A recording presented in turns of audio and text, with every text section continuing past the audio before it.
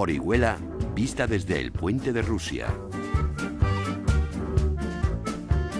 Volvemos al puente de Rusia con Antonio Mazón en la recta final de la serie de Tudmir a Oriola, espacio patrocinado por Restaurante El Tranvía de Orihuela. Buenos días, Antonio.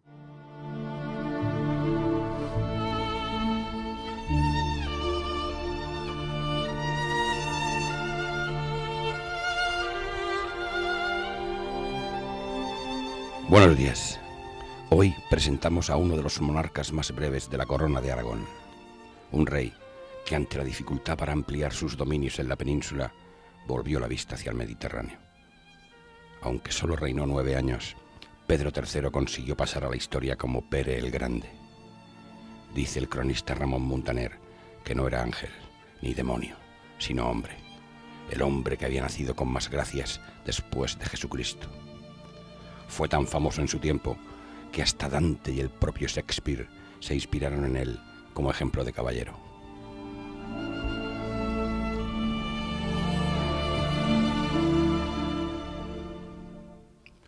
El infante Pedro nació en Valencia como primer varón del matrimonio entre Jaime I y su segunda esposa, Violante de Hungría. No fue el primogénito, pero la muerte sin descendencia de su hermanastro Alfonso le llevó directo al trono. Mucho antes había demostrado sobradamente su capacidad guerrera. Dotado de gran corpulencia física y educado por nobles en su mayoría catalanes, fue bien adiestrado en el manejo de las armas, especialmente en la maza. Imprudente ante el peligro, resistente a las inclemencias del tiempo, peleaba hombro con sus almogávares sin dar tregua al adversario, con juicio, con arrojo y osadía.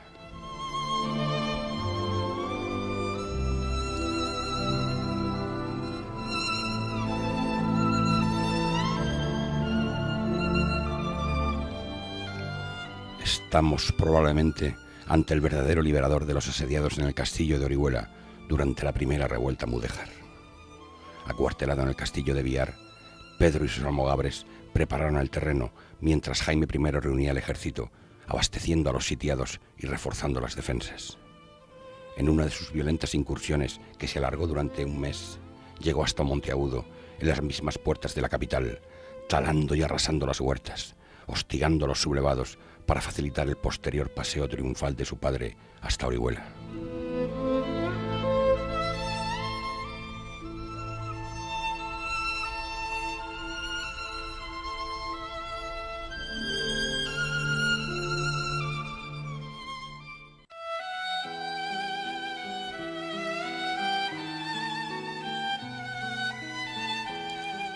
Heredero de Aragón, Cataluña y Valencia, Pedro III se coronó en Zaragoza a la edad de 36 años, rechazando el vasallaje al Papa. Y en apenas 4 logró solventar los problemas internos heredados de su padre con los nobles y los musulmanes de Valencia en la segunda revuelta mudéjar. En aquella campaña encabezó también a sus tropas enfundado en su armadura, alimentando el mito del héroe caballeresco.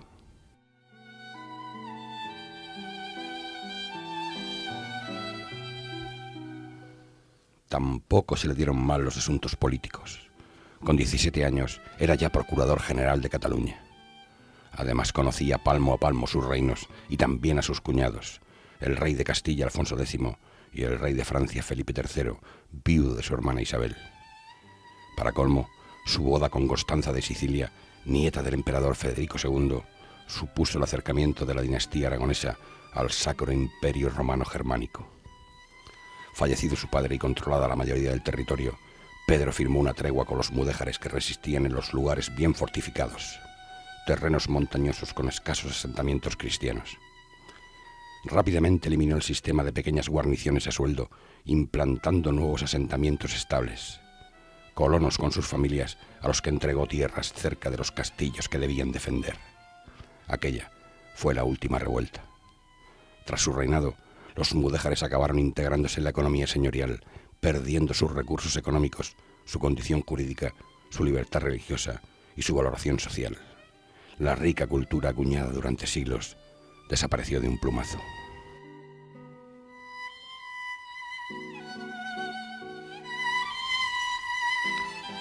A partir de ese momento, los musulmanes hispanos pasaron a ser instrumentos de trabajo acosados por el clero y el pueblo, cuya única ambición era ya la subsistencia.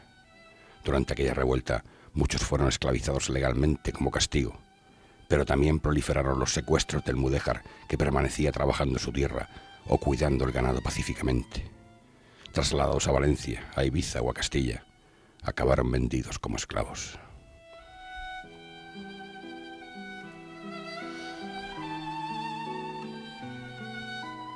En 1282, el famoso suceso conocido como las Vísperas Sicilianas abrió el Mediterráneo a la expansión de la corona de Aragón. El matrimonio de Pedro con la hija de Manfredo de Sicilia puso en bandeja el trono de la isla, sometido por los franceses con ayuda de Roma.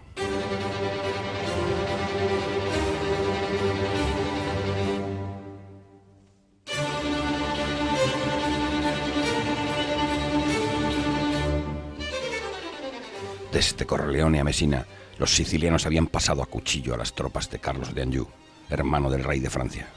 Una rebelión en la que miles de soldados fueron masacrados en toda la isla.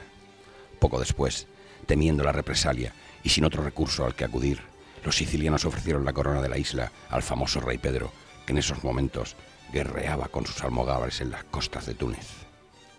Aragón era una potencia de segundo orden y los rebeldes habían acudido a Pedro con poca convicción. Pero cuando vieron llegar a sus salvadores, quedaron estupefactos.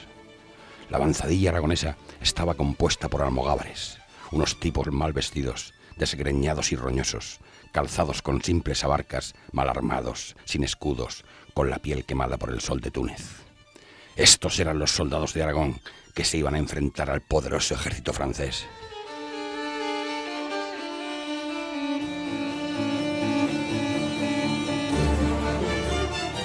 Pero pronto cambiaron de opinión. Aquellas tropas superaban a las de Aragón en infantería y caballería, pero la estrategia de Pedro III rompió los esquemas de guerra tradicional. La flota aragonesa derrotó primero a los navíos franceses controlando la costa. Sus naves trasladaban rápidamente a los almogávares que asestaban sangrientos ataques relámpago, muchas veces nocturnos. Las costas del sur de Italia fueron pastos de las algaradas de los almogávares, masacrando a los franceses e incendiando sus naves. Y así, el monarca aragonés tomó posesión de la llave del Mediterráneo. Coronado en Palermo, añadió a sus títulos de rey de Aragón, de Valencia y conde de Barcelona, el de rey de Sicilia.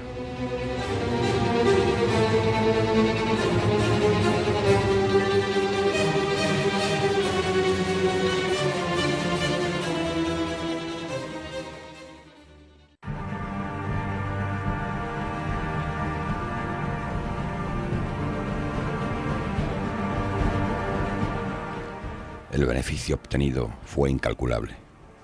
Aragón y sus mercaderes catalanes tenían el control del comercio en el Mediterráneo y acrecentaban su armada con la flota siciliana, al mando de uno de los mejores almirantes de la historia, Roger de Lauria. Pero el Papa no se cruzó de brazos ante la osadía de Pedro. De origen francés, el pontífice debía su cargo al rey de Francia y tras la coronación en Sicilia, Pedro quedó excomulgado.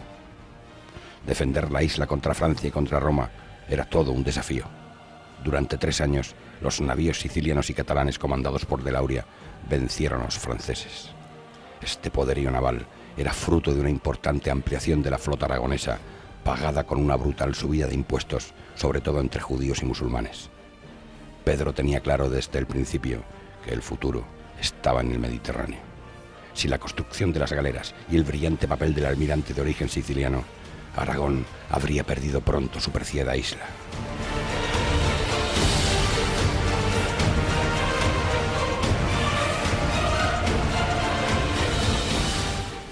El rey de Francia, Felipe III el Atrevido, decidió poner toda la carne en el asador, invadiendo Cataluña. Con la excomunión de Pedro, la empresa pasó a ser una cruzada destinada a suplantar al hereje en el trono aragonés. Aquella era una verdadera prueba de fuego para Pedro III. La nobleza aragonesa no estaba interesada en defender Cataluña. Su hermano Jaime le traicionó con el pretexto de la excomunión, aunque lo cierto es que había pactado con Francia a cambio del reino de Valencia. Castilla decidió no meterse en líos, y para colmo, su flota seguía luchando en Sicilia.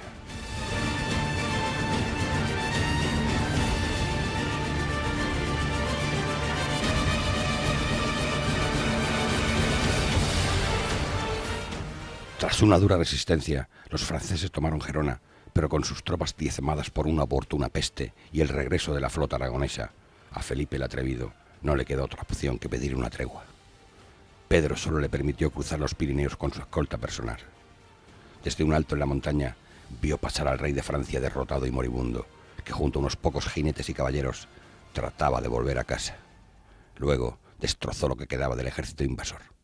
Aquella peste acabó con la vida de Felipe III en Perpiñán.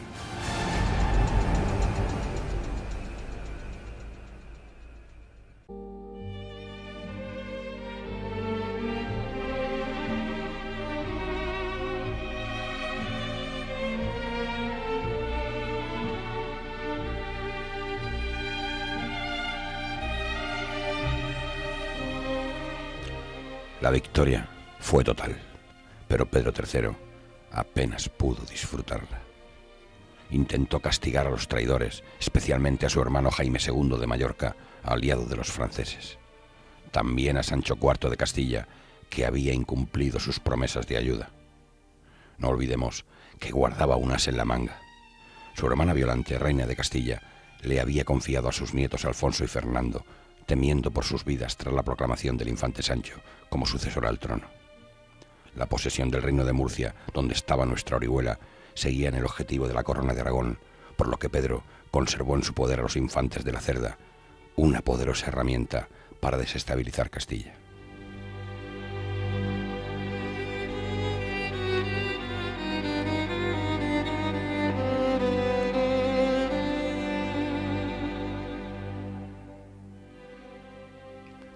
Pero su repentina muerte, apenas un mes después, cuya causa no quedó reflejada en las crónicas, dejó todo en suspenso.